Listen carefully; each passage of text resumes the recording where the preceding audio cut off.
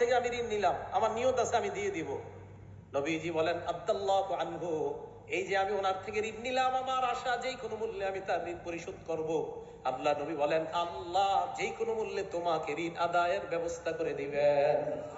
এটা বিশ্বাস রাখেন। নবীজি বলছেন কেউ যদি কারো কাছ থেকে এই নিয়তে ঋণ নেয় যে আল্লাহ আমি তার ঋণটা যে কোনো ভাবে হোক দিব, রাসূল সাল্লাল্লাহু আলাইহি সাল্লাম বলেন অবশ্যই আল্লাহ পাক রব্বুল আলামিন তাকে ঋণ পরিশোধের ব্যবস্থা করে দিবেন। এই বিশ্বাস রাখা।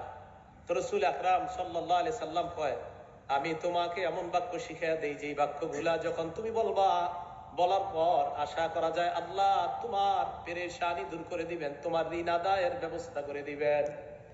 এবার আল্লাহ নবী বললেন ইদা আসবাহতা ওয়া ইদা আমসাইতা, যখন তুমি সকাল করো সন্ধ্যা করো, এর মানে ফজরের নামাজের পর মাগরিবের নামাজের পর তুমি এই দোয়াটা পড়বা, আল্লাহুম্মা ইন্নী আউযু বিকা মিনাল হাম্মি ওয়াল হাযান।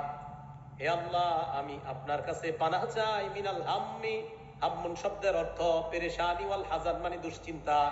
আল্লাহ আপনার কাছে আমি পেরেশানি এবং দুশ্চিন্তা থেকে পানাহ চাই, ওয়াল আজিজি ওয়াল কাসাল, অপারগতা এবং অলসতা থেকে আপনার কাছে পানাহ চাই, ওয়া আউযু বিকা মিনাল জুবনি ওয়াল বুখলি, কোন বর্ণনায় মিনাল বুখলি ওয়াল জুবনি, আল্লাহ ভীরুতা কাপুরুষতা এবং কৃপণতা থেকে আপনার কাছে পানাহ চাই, ওয়া গালাবাতিদ দাইনি, আরেক বর্ণনায় ওয়া মিন গালাবাতিদ দাইন, ঋণের প্রাচুর্যতা ঋণের আধিক্যতা থেকে আপনার কাছে পানাহ চাই, ও কহরির রিজাল, মানুষের অনিষ্টতা, মানুষ আমার উপর জুলুম নির্যাতন যেন না করে, মানুষের ধমক ধমকি থেকে আপনার কাছে পানাহ চাই।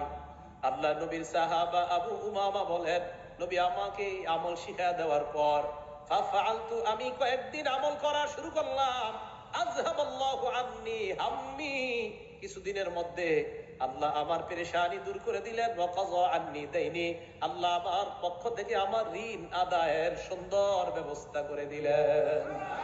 আমি এই দোয়াটা করতে লাগলাম, নবীজির শিখানো দোয়া আমি কিছুদিন করলাম, করার পর দেখলাম আল্লাহ পাক রব্বুল আলামিন আমার পেরেশানি দূর করে দিয়েছে, আমার ঋণ আদায়ের ব্যবস্থা আল্লাহ করে দিয়েছেন। এখন আমরা যারা দোয়া করি, দোয়া করার